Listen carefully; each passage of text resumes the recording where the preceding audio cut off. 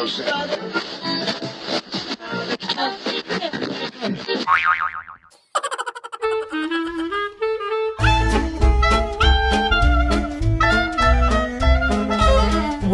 to Voiceprint with Trevor Devall and Guests.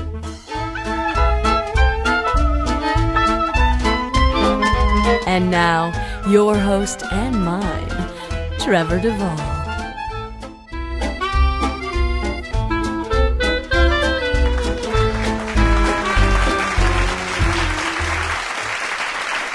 Well, welcome back, my loyal listeners from Internet Land. This is your intrepid host, Trevor Devall, once again, bringing you another episode of Voiceprint with Trevor Devall and Guests, broadcasting live from beautiful Burbank, California. Here, I am with the illustrious David Kaye. David, welcome to the show. Thank you.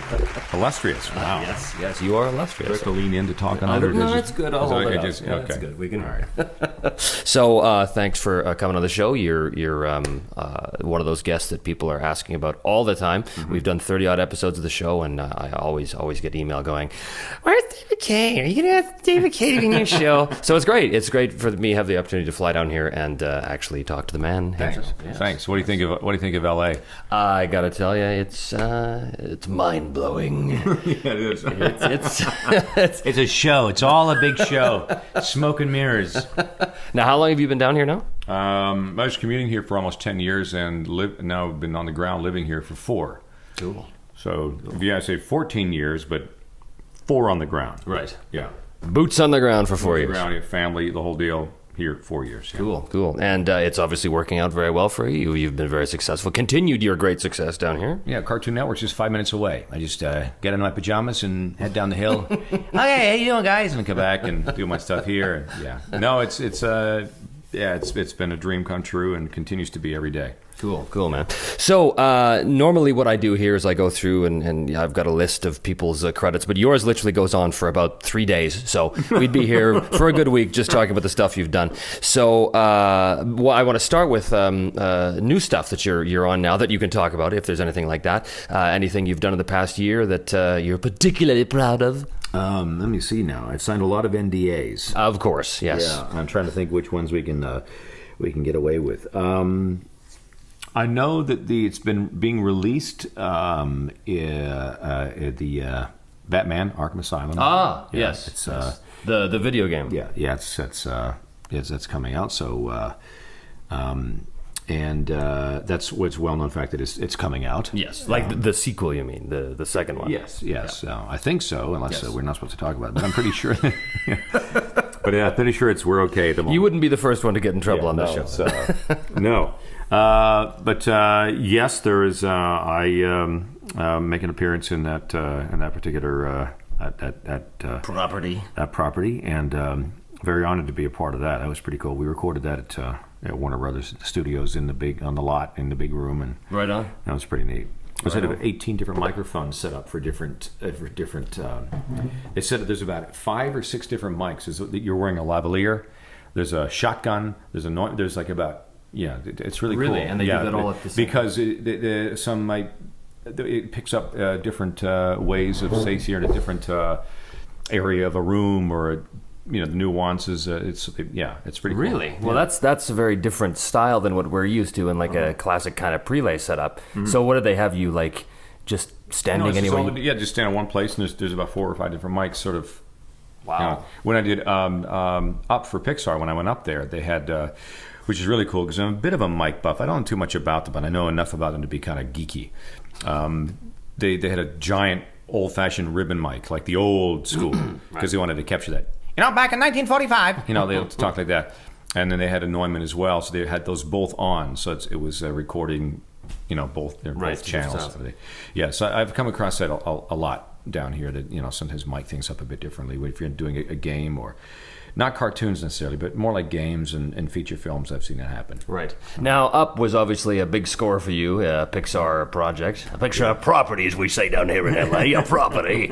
So how did you manage to get on that one? I don't know. I was trying to think of it. Okay, who did I bribe? What did I... No, it was an audition that came through from my agency here. and it was a paragraph. It really wasn't anything else attached to it. It was a paragraph, and said they're looking for this is Project X, Of course.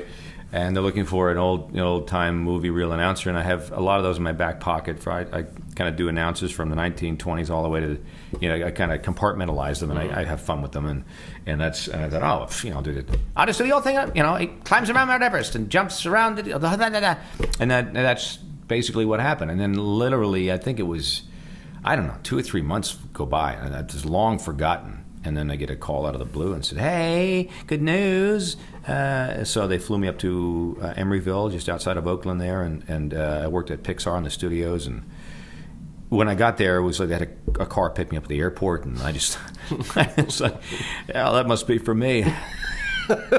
Nice Mercedes. We have those back in L.A. And it was unbelievable. It was like being in a wedding reception line all day. Right. I couldn't actually. It was hard to work because I kept smiling. Because Peter Docter was in the room, and when he first introduced himself to me, "Hi, I'm Peter." And of course, he's 8 feet tall. So I know who you are. And there's people from. I mean, they're all there. It's you're at Pixar, and there's 8 guys in the studio in the booth with you directing, and it's a legendary place, and. It was just one of the coolest moments of doing that show. When I saw the movie, and I told you this earlier at lunch, but when I saw the movie, I didn't know who you were because I was expecting. I had no idea what the movie was about or anything like that. So when I saw the movie, I was expecting. I knew you were in it, so I was expecting the David Kaye, the big voice to be on it. But it was this guy right at the top, and I just didn't think it was you. And so I was waiting for you, and I was like, "Where's David? Was he like second doggy on the right or something?" But no, then I saw it again. Oh, of course it's him. Of course. So, yeah. My bad. Speaking of legendary, you are extremely well known in the animation world for a number of things, but of course the one that keeps coming up, and there will be a lot of questions about this from the fans, is Transformers. Now, you're on a new version of that show now, are you not? Where you play? It is official. I am in TF Prime. That is, it's on IMDb. So but I can't say anything about what we did, of course, or who or what, where. It's another NDA. And but I do make an appearance back in the new series, and it was really great to see. It was especially cool to work with. It was actually the first time in the history, because I've been involved in the Transformer franchise for probably over 15 years, and going on 20, I don't know, 15 or so, that Frank Welker and Peter Cullen and myself were in the same room. And actually, it was funny because a black cloud, a little sort of black hole began to open and swirl, and I wasn't sure, is this normal? I'm not sure. I can't. So that was the coolest thing in the world, and I don't really still know if Peter Cullen really knows. I think he just thinks I'm some nice kid, that keeps saying, I don't mean to bother you, Mr. Cullen. You're so great. I mean, I don't know what to say. But yeah, I don't know if I worked with Frank a number of times too, and I worked with him on Scooby Doo, and those episodes are out. And that was a ton of fun. And I don't know. I don't really mention anything about the Transformers, of course, because they were the original, and so I don't really say. Right. So I'm not quite sure if they know how great I think they are and amazing. I don't really want to say anything. I just want to bow. Thank you for allowing me into your. Letting me play the inner circle. Appreciate it. Yeah. So you, for years and years and years, you were the voice of Megatron for all of the anime stuff. Yeah. And, by the way, I have a story to tell you, and I don't think I've ever actually told you this before. Yeah. So you go to LA 4 years ago, and I think you were still doing one of the Transformers anime series then. I think I was doing Transformers anime. I was Optimus. I was cast as Optimus. Okay. Well, then this must have been before then, because when you were still Megatron in, maybe it was Energon or one of the Armageddon or Armadillo. It was Transformers Armadillo, I believe it was. Yeah. I love that one. That was close to my heart for some reason.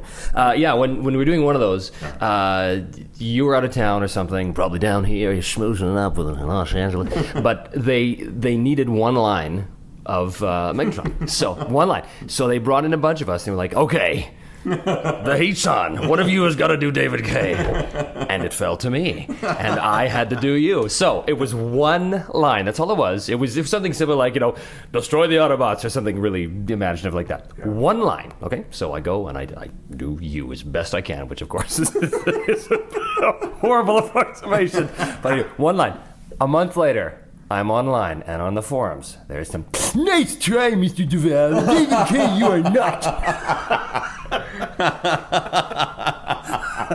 So there, that's my one brush with the fame that is you. Nice try, Mr. Devall. That's great. That was career wrecking right there. Let me tell you. Oh, you've done so much stuff here. Now, I don't even know where to begin. Let's just cut right to the chase here. I want to know how it was you got into the business in the first place, because you're a veteran of so many years. Think back in the mists of time. I lied. It was a white lie. I think it was. Because when I was first starting, when I came to Vancouver, I was originally in the radio business, and I was on the air, and I met. What did I take it? As a lark, I took a commercial modeling course. I think it was at Charles Stewart was the agency, if I remember. And I remember, basically, I think that, from what I recall, if you had, you were a Cyclops, like, hey, you make a really great model. So, really me? You think so? So I got sucked into that and paid my money. But a part of that course was the commercial part of it, where I met my first agent, and still very good friends today. Actually, lives in Palm Springs.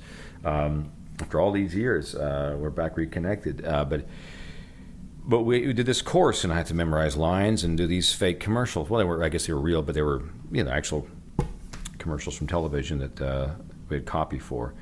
And after I drove him home one night, he says, "Hey, you ever thought about having an agent?" Or I said, "Yeah, sure." He goes, "Well, I'm new. I'm at Charles Stewart here, and I think it'd be great to represent you. I think we could do some work together." I said, "Okay." He said, "Well, do you want to go home and think about it?" I said, "No, it's good. You can be my agent." I had no idea, and started a long, wonderful friendship, and he got me my first audition for G.I. Joe, which is in 1989 with Deke Animation, and it was.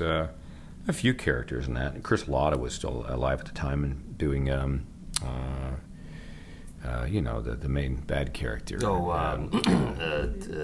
Cobra Commander. Yes. And I met his daughter, actually, at BotCon in Pasadena this year. It was very cool to meet his daughter. He's a legendary, funny guy, and missed. But I was cast as General Hawk. And it was a funny story because it must have been 6 weeks later. I was skiing, living in Vancouver at the time, skiing on Grouse Mountain, and I had a callback in the afternoon on a Saturday for this cartoon. Oh, cool! I'm going to go and do some, a few turns, get a few turns in on the mountain. And I remember at the time. Thank God it was the decade it was, because there's all that neon that came out. Remember that neon clothing and tie-dye stuff back in the early '90s, I think, or '89. It was all neon. Well, I had this neon yellow keychain. I don't know why, but that's what neon was in.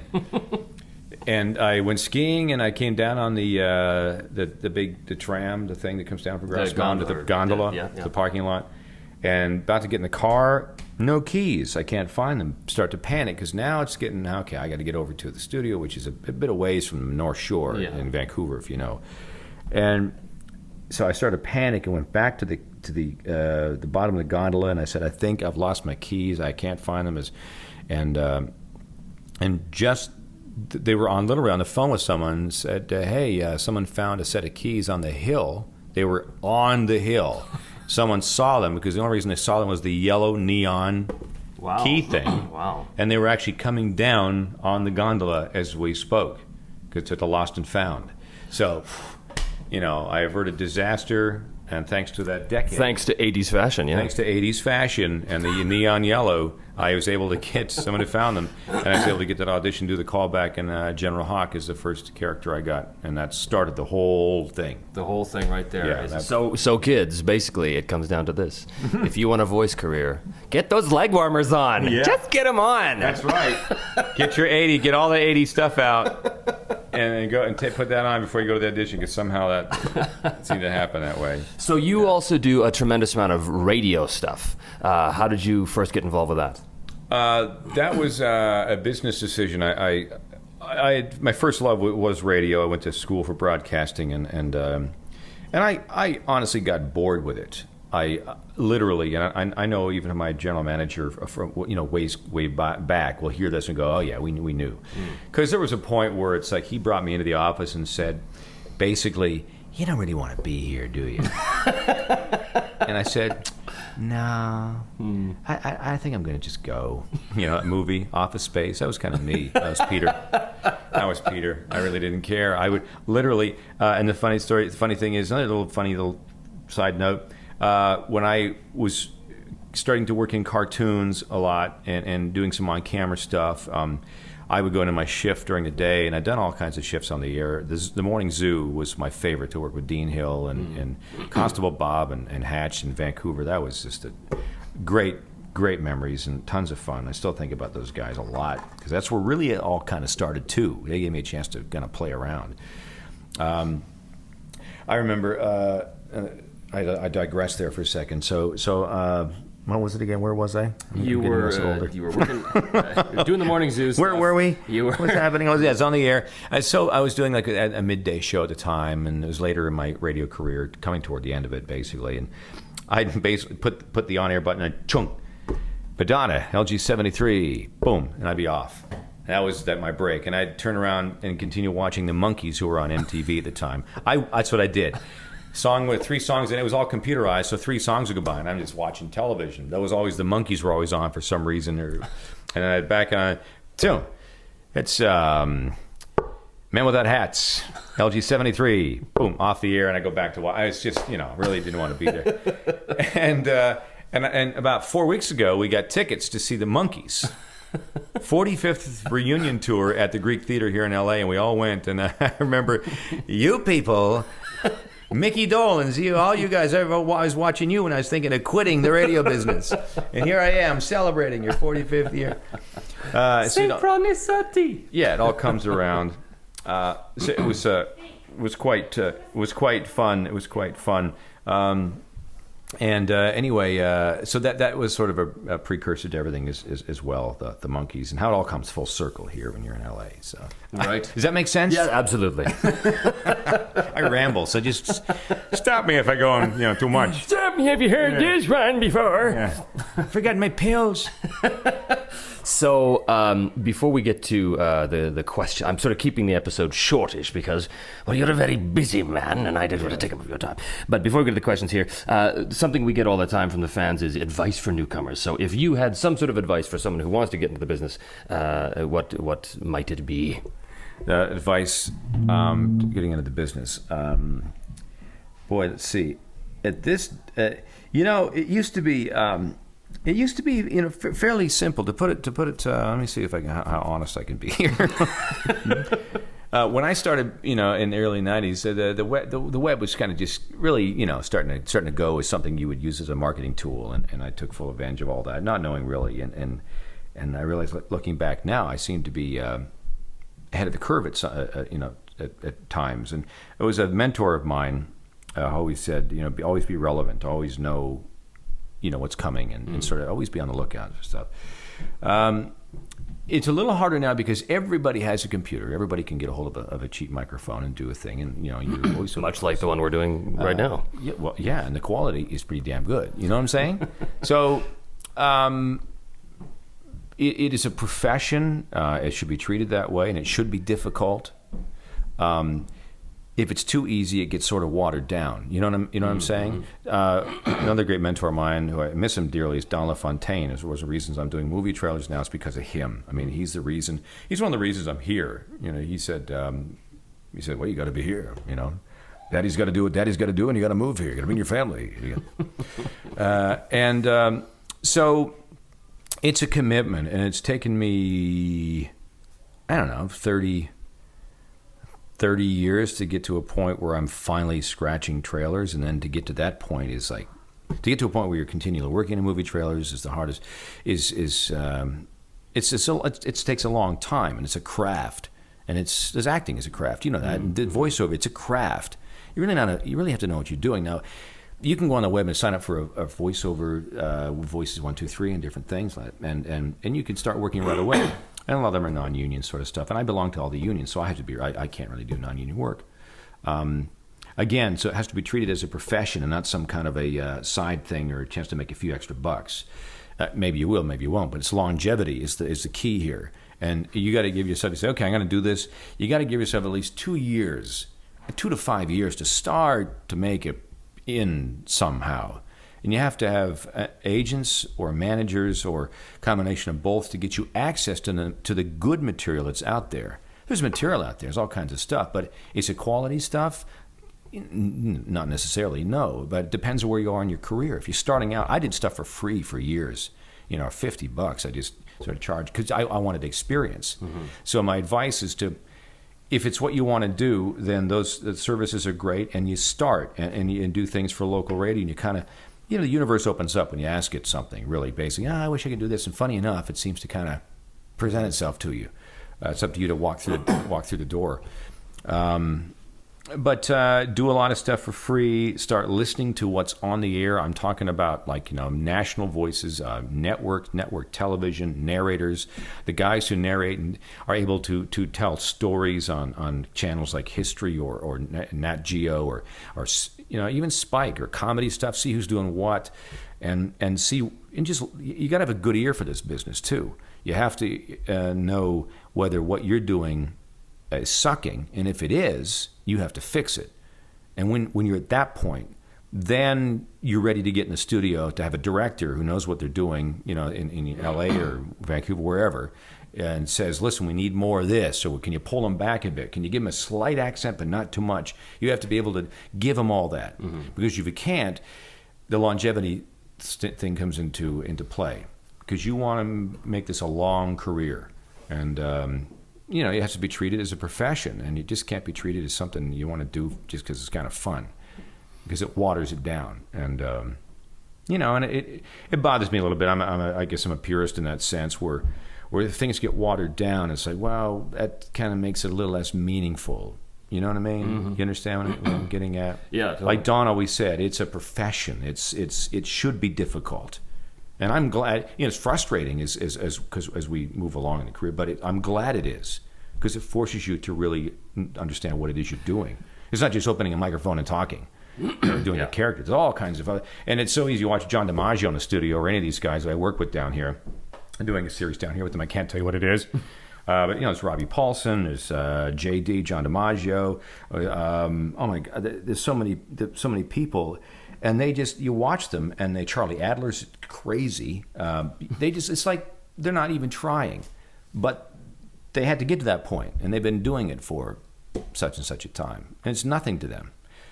And that's just one of those things. Also, if you're getting into it, watch a lot of old television, watch a lot of sort of pop culture stuff, because a lot of those references, like guys will bring out references to Welcome Back, Kotter. A lot of people know, what the hell's Welcome Back, Kotter? Well, there's characters in there, and there's great voices, and you can do variations of that. And there's timing, there's comedy, and you learn how to, bring out different things you thought you could never do because you're exposed to all these old movies. If I wasn't exposed to the old movies, that the reference to for the movie Up wouldn't have meant anything. Yeah. But talking this back in the day, they always seemed there was a rhythm. Yeah. That's something that kind of rejuvenated my own career a number of years ago too. Was that very thing? Was I found myself getting a little stale with my stable of characters and lazy, constantly doing the same kind of thing. Yeah. And then I did exactly that. I was looking at the old film noir and stuff and going, oh wait a minute, these guys are living cartoons. If you just make a little adjustment, Now see here, you. What's the big idea? Yeah. Step outside. That's what they treated them. I'm gonna pound you.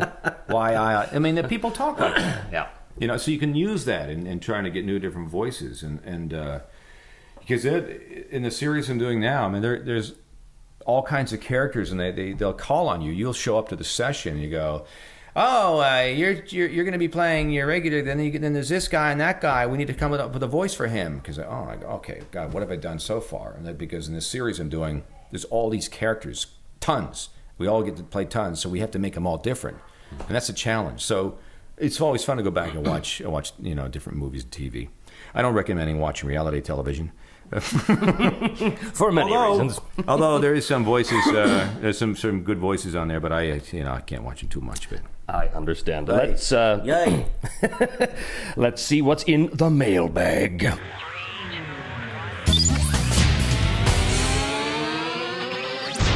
Martin's Mailbag. mailbag. Yes, Martin's Mailbag. This is Martin at YTV, who writes into every show and tells us what's going on. So Martin tells us that for the fall, you can hear your favorite Vancouver voice actors on Teletoon during Iron Man, Armored Adventures, Class of the Titans, which you were on as well. You were the big bad guy then. Yeah. We did a number of episodes together, actually. Johnny Test, don't forget to hear Trevor's the new Dookie. George the Jungle, Ricky Sprocket, Hot Wheels, Jimmy Two Shoes, and as for YTV, Rated A for Awesome, which is a brand new show featuring Sam Vincent, Kiara Zani, Brian Drummond, Colin Murdoch, Tabitha St. Germain, and Brian Dobson and Kathleen Barr. So, a question for Martin is, what has been the most unusual experience for you at a Transformers convention? Does anything jump into your mind? Let me see. God. I signed a baby. You signed a baby. I Wow. did. I signed a baby. Yes. Wow, that sounds like code for something. I did. I know. Hopefully it's not 17 and had this big David Kaye tattoo on it. But I did sign a baby. There's been some great moments in Transformers. The people over at Auto Assembly, I just got back from the UK. Boy, they're fun over there because it's the only convention. The first time I went in 2006, I was blown away because I was signing autographs and doing a thing and hanging out with the fans, and it's very intimate. So it's an intimate, really cool thing. Not like BotCon, where you line up and it's sort of. Well, it's like watching a basketball game where you're in the UK where you're all right there, and then the BotCons, the conventions in the US are like it's like hockey. There's boards up. You know what I'm saying? Yeah. So it's really an intimate sort of thing. I love that. And somebody comes over, one of the handlers says, "Oh, Mr. Kaye, everything all right?" I go, "Yeah, it's great, man." He said, "Would you like anything to eat, to drink?" And I go, I don't know. What do you have?" He goes, "Well, would you like a Guinness pint?" You go, "We like a beer?" He goes, "Yeah, we got Guinness and we got a pint." I said, "Well, like now with the kids and everything." So I did. I was the first time I ever had a pint while signing autographs. I just kept thinking, I want to come back here. These folks know what they're doing. No, it's all right. They've all got pints too. You fit right in. They start drinking at 4. Everybody's got a pint. So, but they were so great, and it was very, very fun. And Cool. Yeah. Cool. Yeah. Melissa wants to know, what does your outgoing message on your voicemail sound like? Geez, I don't know. Hi, it's David Kaye. I'm not here right now. Just leave a message. We'll get back to you as soon as possible. Yes. It doesn't really. No, of course not, because you're a professional. Yeah, I don't really do the whole. This is microphone. Mostly people would think, "What the hell? Who's this?" There's a lot of questions here that regard your character in Inuyasha, which is a very popular anime that you did a number of episodes for. The character of Sesshomaru, of course. Did you ever get attached to the character of Sesshomaru? Or at all? Says Treslin. This is from Perth in Western Australia. Did you ever get attached to the character? We did 700 episodes of that show, I think, something like that. Or It just went on and on, didn't it? And I still don't quite know what was going on. Because here's the reason why. And please don't be upset, but here's the reason why. The scripts for Inuyasha were, I'm making it between the size of my hands here, is like the size of a massive tome of literature. Yes. It's a massive thump, Yes. Here's your script. You go, okay. So I'd go in, we'd have a laugh at the Ocean Group. It was Carl Wilms, and it was always fun to go in and play. Yeah. And I'd sit in my chair, like I wish I kind of had a recliner, basically, because the character was so, just talk like this, and no jocking, it's just real relaxed. And they go, okay, let's go to line 305. So I'd flip through, line 305, and I'd say, no, brother, this is not the time. Okay, all right, good. And it said, now let's head to line 685. So I flip 685, and I do the lines. And then, okay, oh, that was fun, great, lots of laughs. We'd leave. 7 years go by of doing that show. And I was at a convention in Toronto at TFCon. No, not TFCon. Anime North. Anime North. It was quite a while ago. And there was a girl with us. I leaned over to Mike Dobson, who was there, and I said, "Who's the girl?" And he goes, "Well, that's Kasumi. Was it Kagome? Or, yeah, that's Kagome." I go, "Who was that?" 7 years. I had no idea who she was. Didn't know. We all. I mean, I knew who was in the show, but that's how anime. And that's one of the. I loved the character. It was always fun to play, and the fans are great with the character. But honestly, we didn't. I didn't have a chance to really know what was going on because I never got a chance to see the full shows. I really didn't. And I'm being perfectly honest. It's not because I didn't. No, dude, totally. I mean, that's been my experience with it all the time. That's anime, and I don't in LA. I really don't do anymore. It's a time issue, and I just I can't. And when I'm in doing live action, the cartoons, everyone's there. And it's just so much more fun. But that's just my personal thing. So there you go. Yeah, for sure. This is from Caitlin. She wants to know: does it ever take you by surprise how your work can positively affect the people that watch it? Have you ever had any experiences like that? Absolutely. Now, I'd say a few weeks ago, doing Ben 10, and we had a young kid come in, and he was from the Make-A-Wish Foundation, and I've had experience like that before with the Children's Hospital. This little boy was he's the cutest thing, and the family came in from Ohio, and they met us at Cartoon Network, and his Make-A-Wish Foundation was his name literally. The director of Make-A-Wish, said to me after, he said, he changed his name 2 weeks ago. He's not his name anymore. Tristan, his name was. He says, I'm Ben. So he was Ben, and so we had him in the studio. He was with the cast. We got to record him. He got to see us, work a little bit, and that was when you realize that this, what you do is it's not just a goofy cartoon. People, it means something to these people, young kids and adults alike. And myself, when I watch cartoons, they're part of my fabric. Mm-hmm. So it's not just, a cartoon. I totally get that. And I hope every actor out there realizes how important, it's just storytelling. You're taking people away from the 20 minutes or half hour or 3 hour escape. And that's our job. Yep. That's what we do. Yeah, so it is extremely important, for sure. Exactly. This is from Robin in Sydney. The show Beast Wars, which I'm sure you recall, that was one of the big Transformers. Excellent. Beast Wars. Transform. That's not my line, is it? That's Optimus. Wait a second, Optimus? Yes, Megatron. Do that thing you do with a... Transform and roll out. You mean that? Yes, excellent. Very well. Now I should chop your head off. Well, his question was there any fun actors to work with during the show? But clearly, there's none. Can't believe it. You're having fun all by yourself, clearly. No, are you kidding me? The room in the animated, for example, in Beast Wars, Gary Chalk pulling everybody's finger, and Ian Corlett making me laugh all the time, and Jim Burns telling dirty jokes, and oh God, who else? Alec Willows just was always freaky doing tarantulas, and Don was Scorponok, and it's funny about Don who played Scorponok. Don? With the hair. Yeah, Don. And I remember we were in the studio, and everybody come time because we park on the street, and he goes, "Yeah, I gotta go check my tires." Because sometimes they come and mark the tires to make sure you're not parked too long. I gotta go check my tires. So, he was delightful.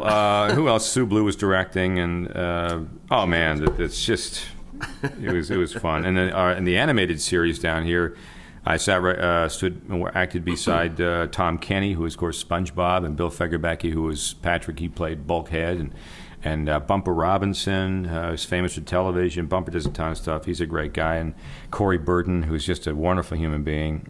He was beside me. He played Megatron. Jeff Bennett is just crazy good. They're all amazing. And we used to have guest stars that come in all the time when you were down here.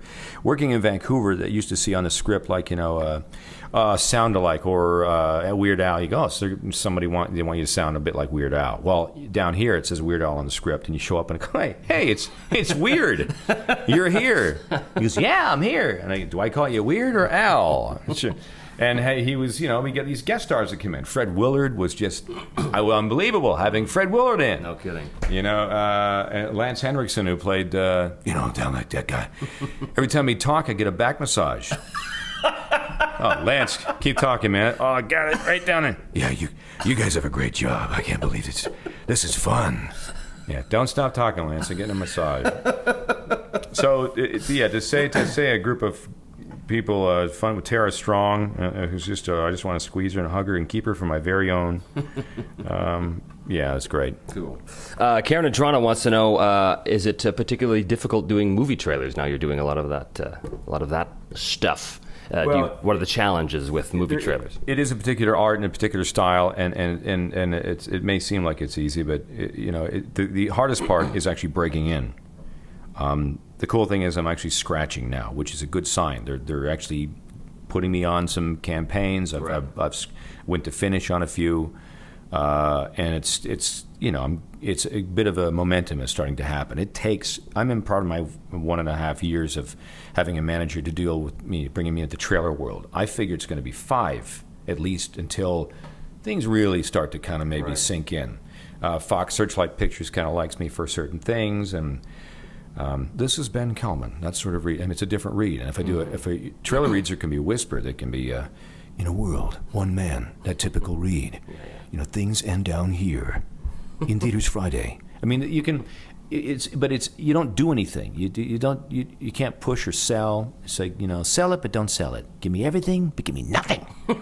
That's a trailer, and it's specific. It's a specific read, and it's tough to break in. This is Gen. Gen wants to know if either of us could speak the next few sentences in either an English, Russian, or Indian accent. So I do not know. I do not take requests myself, but When you go into the part of the realm of the people who take you down the road, And, I don't know. I was in London, and there's all kinds of talk like you remember what's that movie coming up, The Trip?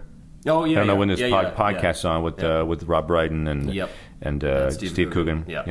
When they do their whole. Michael Caine. Michael Caine. Now, when he's older, she was 15 years old.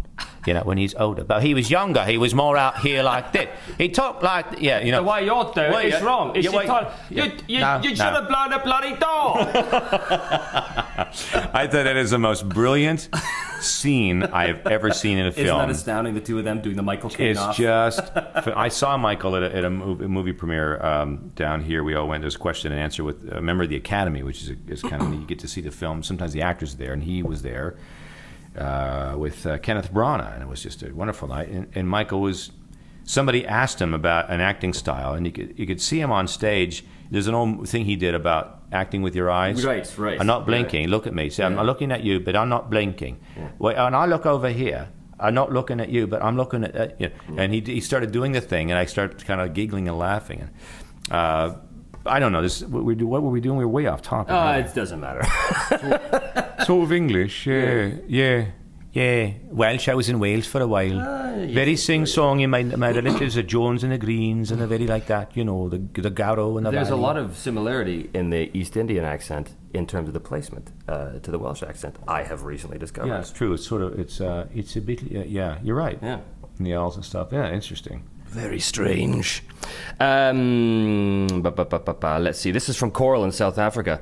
Has there ever been... South Africa? You'd be actually pleased to know that I'm marrying a South African accent with an Australian accent, and it's something I'm doing that I can't speak about. Of course. What can you speak about, I wonder?